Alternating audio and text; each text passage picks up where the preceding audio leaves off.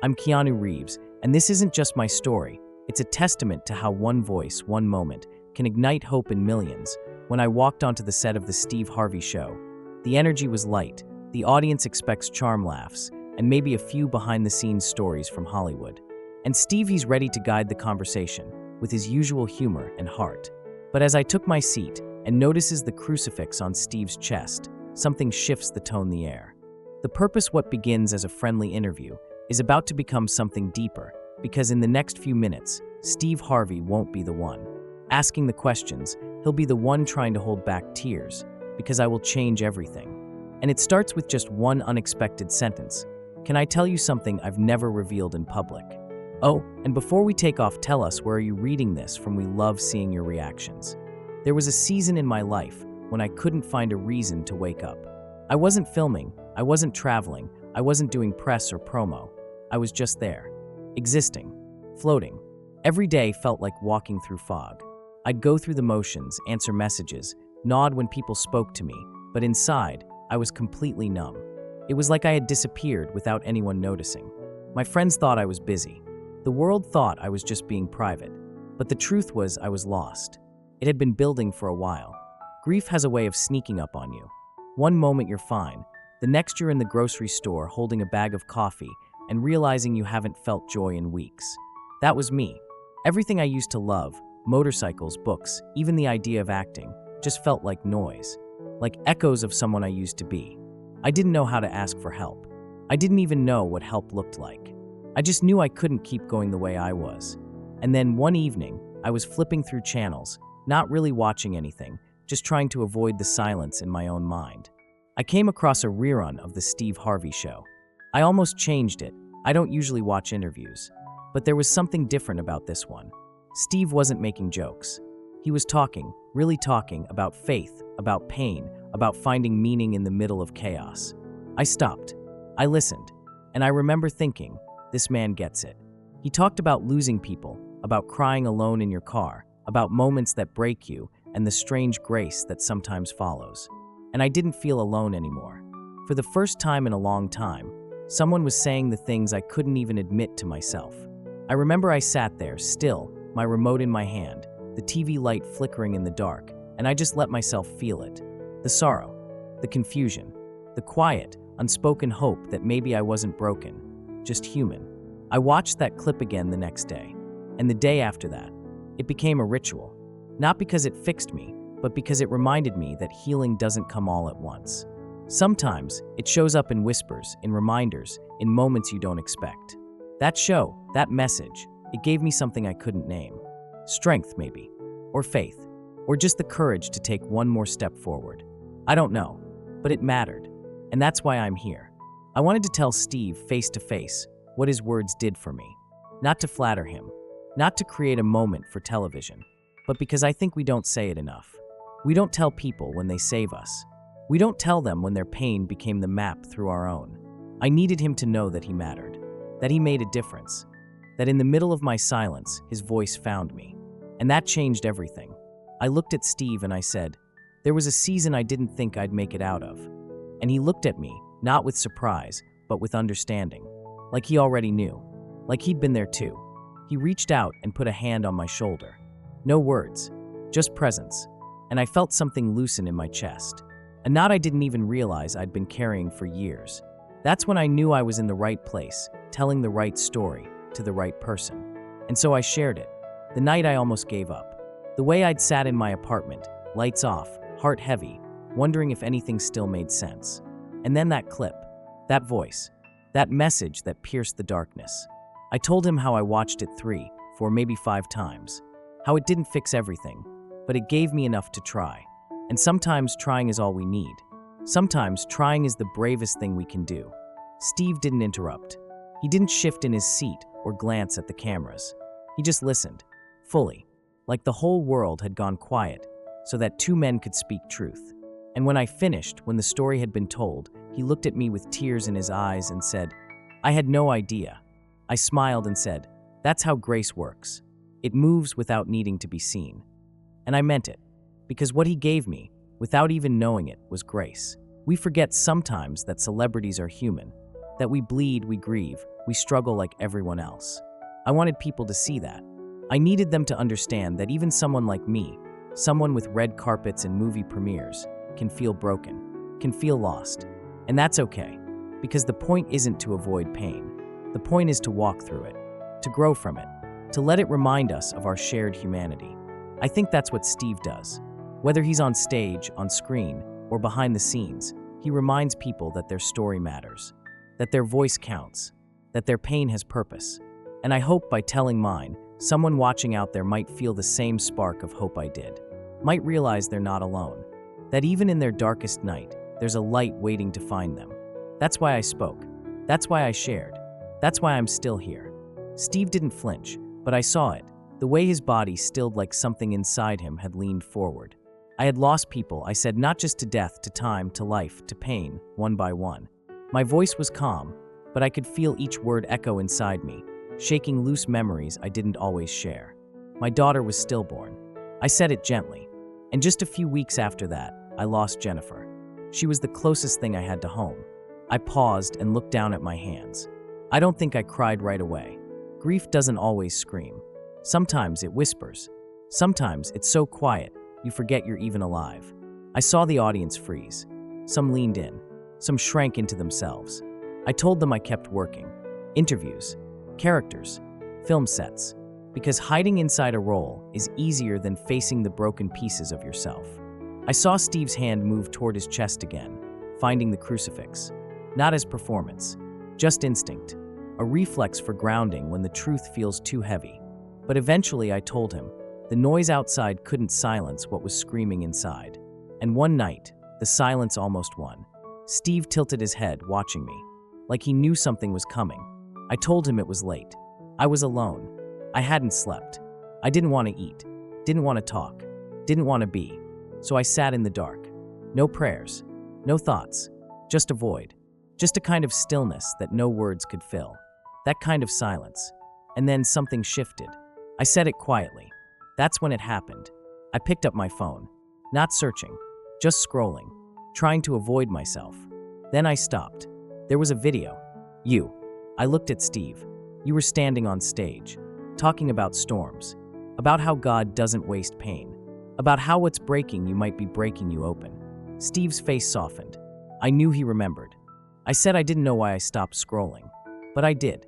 I watched the entire clip, and then I watched it again. My voice cracked a bit. You said, if you're still breathing, it means God's not finished with you yet. And I don't know why, but that line cut through everything. It didn't feel like a quote. It felt like truth, like someone finally saw me. Not the actor, not the celebrity, just me, the man in the dark, the man holding on. I saw Steve's hand cover his crucifix fully now. I leaned forward, elbows on my knees, voice a whisper. I need you to know, Steve, that night I stood up. I let that sit. I didn't stand because I was healed, or because I had clarity. I stood because for the first time in a long time, I felt seen. And sometimes that's enough. Sometimes being seen saves you. The words hit Steve like a wave. He didn't hide it. His eyes filled. His lips tightened. He looked at me with gratitude and disbelief. I said I never planned to tell this story. But sitting here now, across from you, I realized it wasn't mine to keep. It was yours too. His voice was low. Man, I don't even know what to say. I told him, you don't have to say anything. You already did. Years ago. I motioned toward his chest. That crucifix, that's what I saw first. Before your words. Before your story. That symbol was a lighthouse. A sign that maybe someone out there understood. Steve looked down at it again. His fingers tightened. I kept watching your message over the next few days, I told him. Not because it gave me answers, but because it gave me hope. Hope doesn't solve everything, but it starts the healing. And hope, that's what you gave me. I looked around the room. The audience wasn't just watching anymore. They were feeling. Some wiped tears. Others clutched their chests. I turned back to Steve. You think you're just telling stories, I said. Just filling space. Just surviving the show. But you're doing more than that. You're lifting people. You lifted me. And I needed to say it out loud, because silence hides too much for too long. Steve closed his eyes, absorbing, breathing deep. I told him, people know you as a host, a comedian, a motivator, but I don't think that's all you are. I looked him straight in the eye. I think I said slowly, "You're a minister in disguise." He didn't say anything. He just let the words fall into the moment. His eyes glistened. He shook his head, but it wasn't rejection. It was humility. The kind that doesn't know what to do when someone sees your soul and names it for what it is. I asked him softly, "You ever wonder why people are drawn to you?" He nodded. "All the time." I smiled.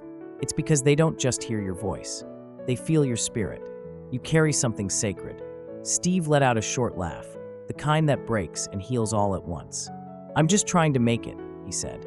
And I told him, "That's what makes it real. You're not trying to be anything. You're just being you. And that's what reaches people you'll never even know are listening." I turned my gaze toward the crowd. People like them. People on couches behind screens. People in silent rooms. Like I was. And I said, "I know the weight you carry, Steve. The not knowing. The wondering if it matters. If what you do changes anything. And I'm here to say, it does. What you gave me, you give to thousands." And then, just as the emotion reached its highest point, I felt it inside me. Something else. Something deeper. It was time to say the words I hadn't yet said. My face changed. More serious now. Intentional. I leaned in. "Steve, the way you wear that crucifix, it's not just jewelry. It's a sign. A message. And tonight, I have something to tell you. Something that may change your life, the way you changed mine." Steve looked up, startled. The audience stilled. I kept my eyes on him. I've held these words for years. They came from you. And tonight, I need to say them back. Steve was quiet, breath shaky. I nodded once, because I think you forgot their power. Steve Harvey sat frozen. His eyes stayed locked on me. I had just leaned in and said something that came from the deepest place inside me. "Tonight, I need to say those words back to you, because I think you may have forgotten the power they hold." The studio went completely quiet. Even the faint hum of the cameras felt like it had stopped. I adjusted myself, sitting up straighter, taking in a breath like I was about to walk through a sacred door in my memory. I said, "I remember the lighting in that video. It wasn't perfect. It was grainy. You were standing on a stage, mic in one hand, your other hand resting over your chest, right on the cross." Steve nodded slowly, and I could see the emotion already building in his face. "You were talking about purpose," I said, "but not in a rehearsed or polished way. It was like you were fighting your way through your own pain just to say it. That made it land deeper, because it was real. You said something I never forgot. Pain has a language, and when someone who's lived it speaks, it cuts through the noise." I paused, met his eyes, and then you said something else. "God doesn't always call the qualified. He qualifies the called." Steve's lips parted, just slightly. His hand drifted up again to that same crucifix I had just described. I said, "You told us that God uses ordinary people to do extraordinary things, and that maybe, just maybe, He was doing that through you. Even when you thought you were just telling jokes, just paying bills, just trying to make it through the day. Maybe that right there, that survival, was what changed someone's life."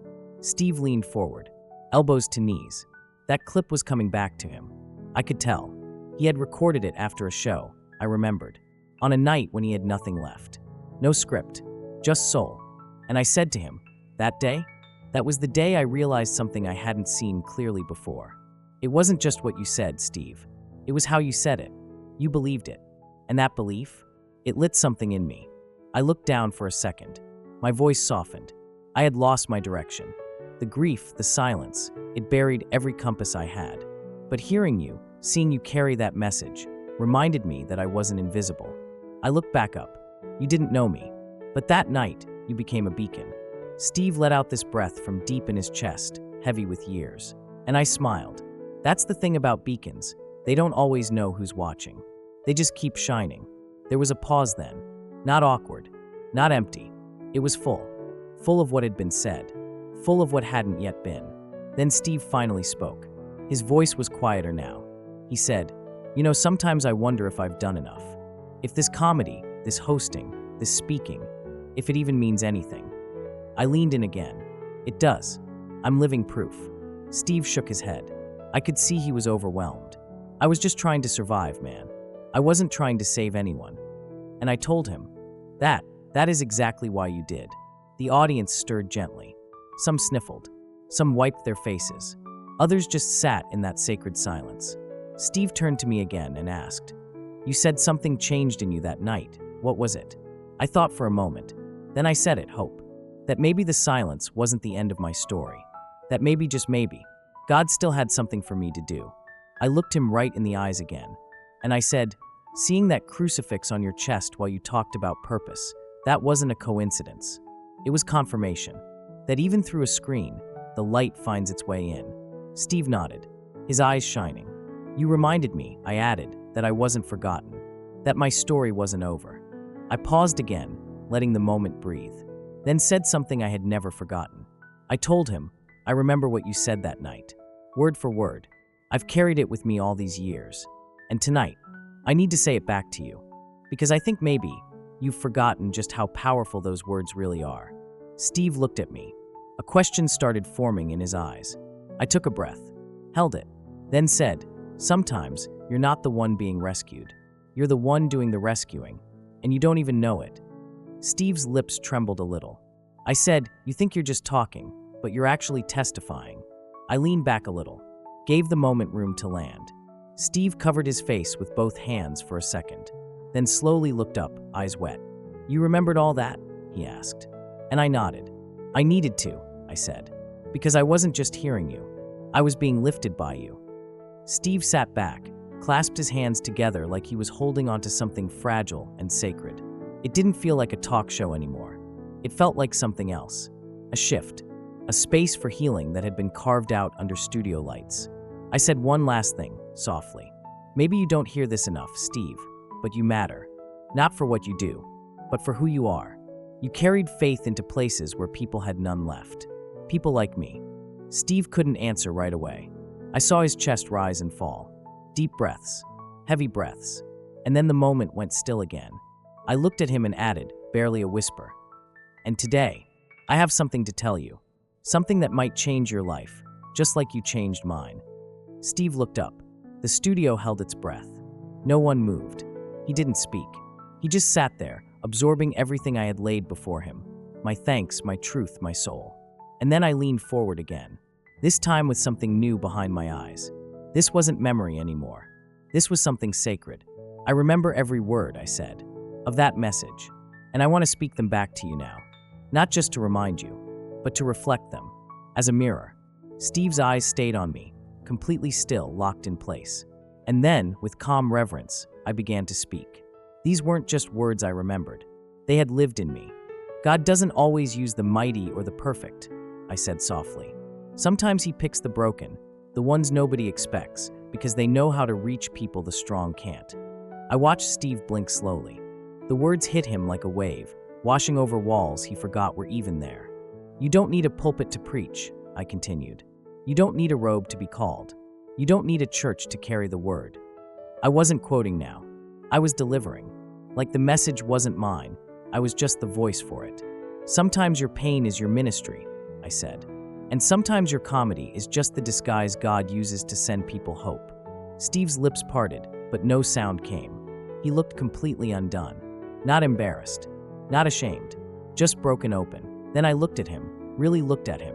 Not like a man giving a compliment, but like someone delivering a truth he needed to hear. You thought you were just making people laugh, I said gently. But you were doing more than that. You were reaching hearts. You were saving lives. You were carrying light. I let the silence catch it. And then I said the line I knew would break him. You're a minister, Steve. You just happen to wear a suit instead of a collar. His head dropped. One hand went to his face. The other clutched the cross on his chest. And then the tears came, unfiltered, free. No shame. No performance. Just truth. And the audience didn't move. No applause. Just that sacred kind of stillness that only shows up when something divine passes through. I spoke again softly, almost fragile. The way you carry that crucifix, it's not just a symbol, Steve. It's a signal. And tonight, I think it's pointing at something bigger than both of us. Steve looked up, and the tears kept falling. I took a breath, the kind that steadies you before a leap. Because tonight, I have something to tell you, something that may change your life. Steve's face shifted, a look of wonder and fear. I leaned in, voice low but unshakable. Like you changed mine. He wiped his face slowly. His hand trembled slightly as he lowered it. The tears hadn't stopped. But something else was with them now, stillness, reverence, awe. I waited, quiet, letting it breathe. And then with a single exhale, I said it. Steve, there's something I need to tell you. A sentence that's lived inside me for years. One I've never said out loud, until now. He nodded, slowly. His eyes searched mine like he was bracing for something sacred. Go ahead, he whispered. I leaned forward. There was no act in my voice, only truth. God uses his chosen ones, I began, even when they think they're just telling jokes. He blinked, didn't move. I continued. You thought you were just entertaining, just trying to bring people joy. But Steve, you were saving lives.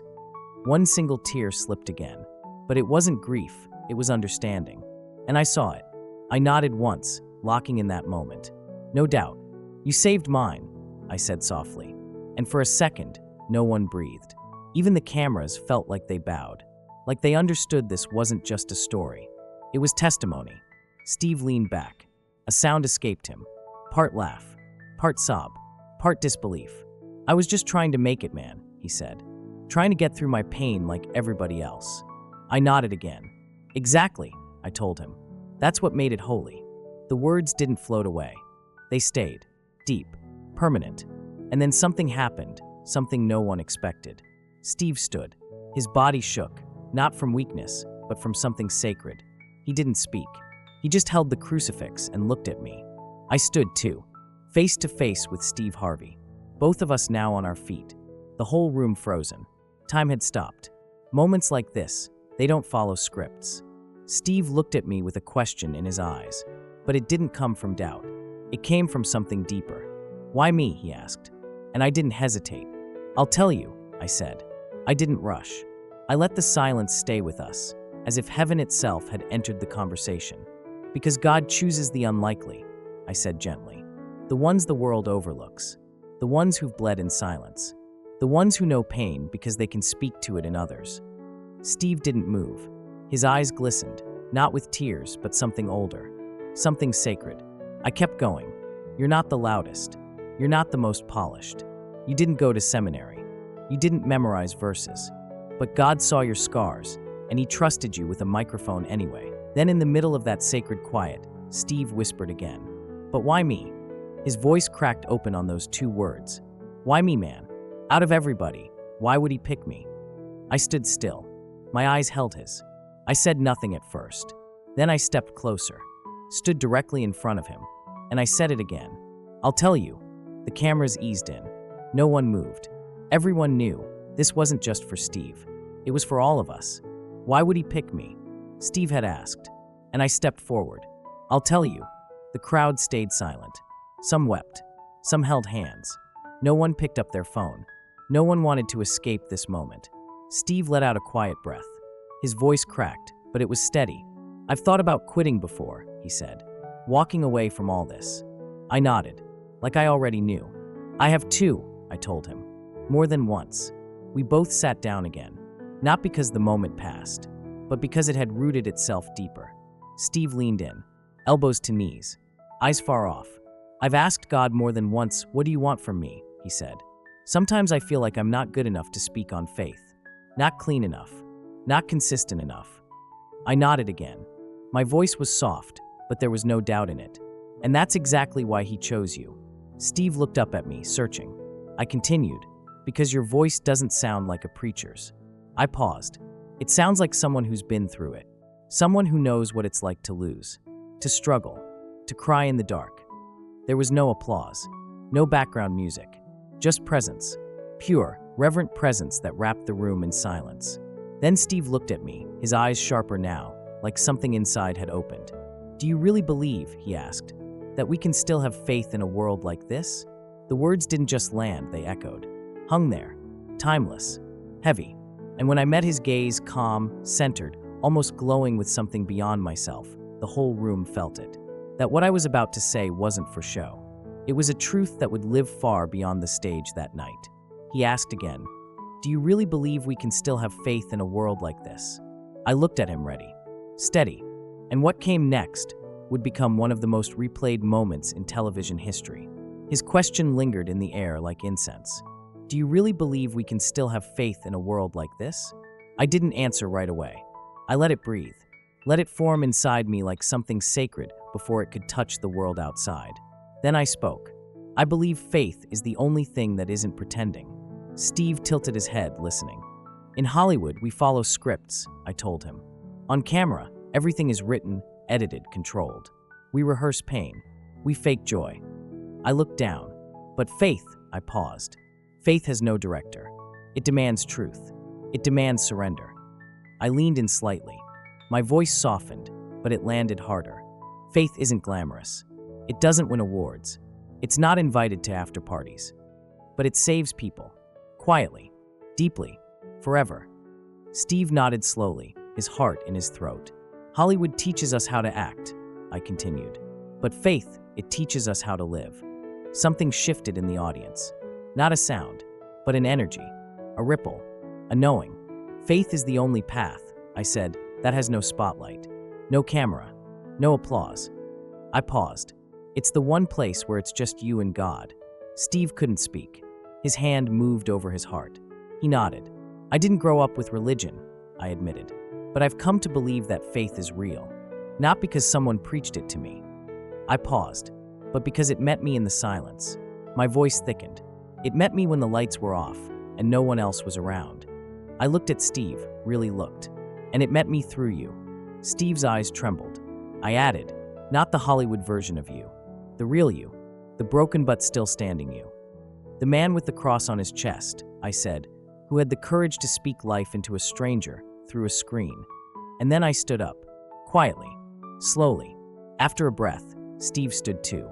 We looked at each other for a long time. Two men, two stories carved by pain, now connected by grace. I stepped forward and opened my arms. And Steve, he didn't hesitate. He walked into them. We embraced, not as actor and host, but as brother and brother. The audience stood, slowly, reverently. No one clapped yet. It didn't feel right. Not here. Not now. We had stepped into something sacred. And then Steve turned to the crowd. His voice cracked, but it was full of something deeper. I've had a lot of moments on this stage, he said. But this was the greatest gift I've ever received. He closed his eyes for a second, breathing it in, then lifted his head. And with full sincerity, he whispered, "Let's pray." And right there, in that studio, with millions watching, two men, shaped by wounds, became instruments of healing. And for a moment, the world believed again. Thank you for watching. If the story warms your heart, subscribe to the channel and click the screen for more inspirational stories of resilience, compassion, and hope.